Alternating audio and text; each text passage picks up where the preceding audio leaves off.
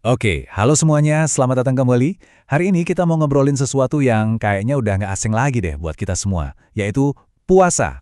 Tapi kita nggak akan bahas dari sisi yang itu-itu aja.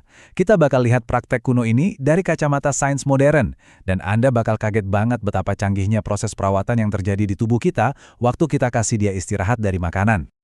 Oke, buat mulai, saya punya satu pertanyaan. Apa sih persamaannya antara sepetak tanah pertanian yang udah capek, udah nggak subur lagi, sama tubuh kita yang rasanya lelah, lesu, nggak bertenaga?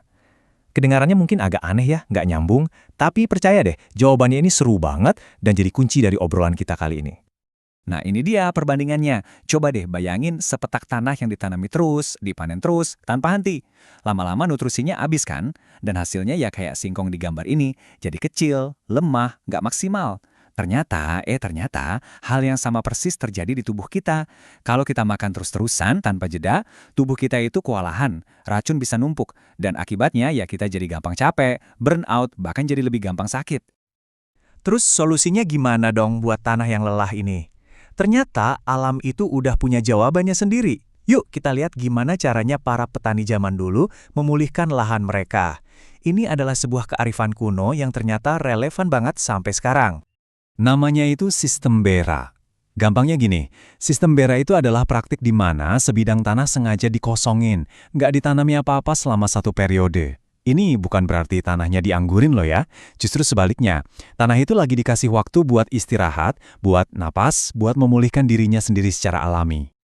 Prosesnya tuh alami banget. Pertama, tanahnya istirahat.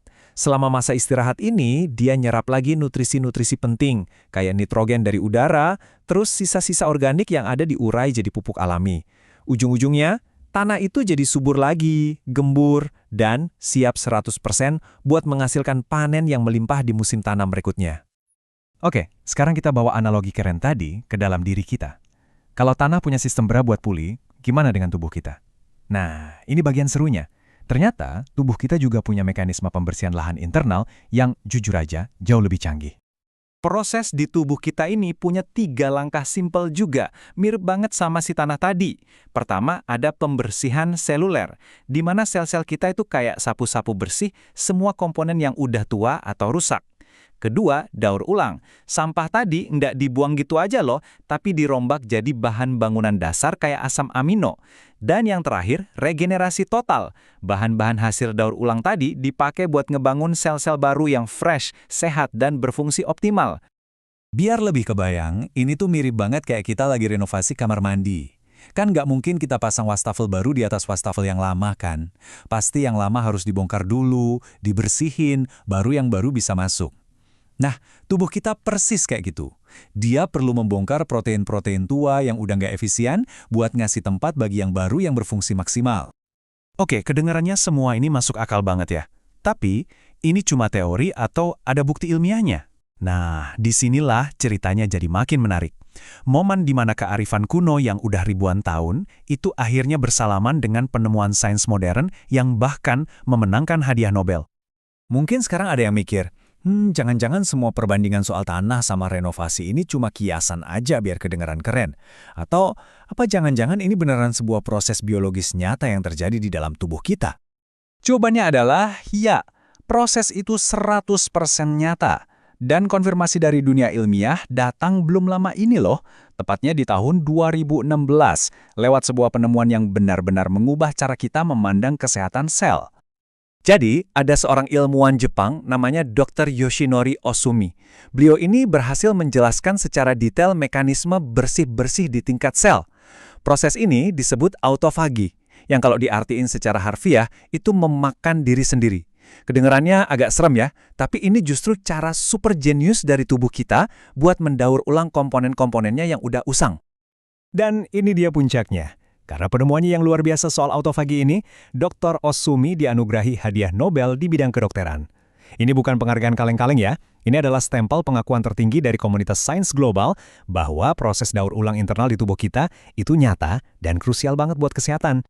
Terus pertanyaannya, kapan mesin autofagi ini nyala? Nah, penelitian Dr. Osumi itu menunjukkan kalau proses ini diaktifkan secara besar-besaran justru saat tubuh kita berpuasa.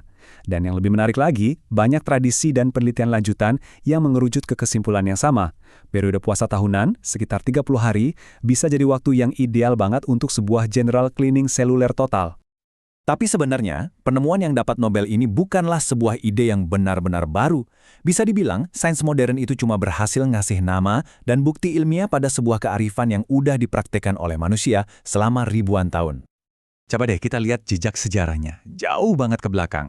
Di zaman Yunani kuno, Hippocrates, yang kita kenal sebagai bapak kedokteran, itu udah meresepkan puasa buat pasien-pasiennya.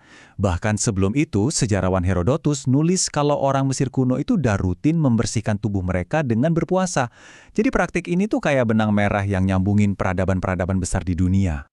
Dan yang paling menakjubkan adalah gimana kearifan ini tertanam kuat di hampir semua tradisi agama besar dunia. Mulai dari Ramadan di Islam yang lamanya sekitar 30 hari, masa Prapaskah di Kristen, Yom Kippur di Yahudi, sampai tradisi puasa di Buddhisme dan Hinduisme. Caranya mungkin beda-beda, tapi intinya sama, sebuah momen untuk pemurnian diri, baik fisik maupun spiritual, dengan cara memberikan jeda untuk tubuh. Jadi, sekarang mari kita tarik semua benang merahnya. Kita udah lihat analogi tanah, kita udah paham proses biologisnya, udah lihat juga bukti ilmiah pemenang Nobel, bahkan kita udah napak tilas ke akar sejarahnya. Nah, terus apa artinya semua ini buat kita yang hidup di zaman serba cepat ini? Pesan utamanya sebetulnya ini, sudah saatnya kita mengubah cara kita memandang puasa. Puasa itu bukan soal menahan lapar, bukan soal kekurangan, apalagi menyiksa diri. Puasa adalah sebuah tindakan sadar untuk regenerasi. Ini adalah cara kita sengaja ngasih kesempatan buat tubuh menjalankan sistem bereknya sendiri, membersihkan yang lama untuk membangun kembali yang baru, yang lebih kuat. Jadi, sebagai penutup, saya mau ninggalin Anda semua dengan satu pertanyaan untuk direnungkan. Sama seperti petani bijak yang merawat tanahnya dengan memberinya waktu istirahat, bagaimana cara Anda akan merawat tanah yang ada di dalam diri Anda? Ini adalah sebuah pemikiran yang menghubungkan kearifan kuno dengan kesehatan kita di masa kini. Terima kasih sudah menyimak.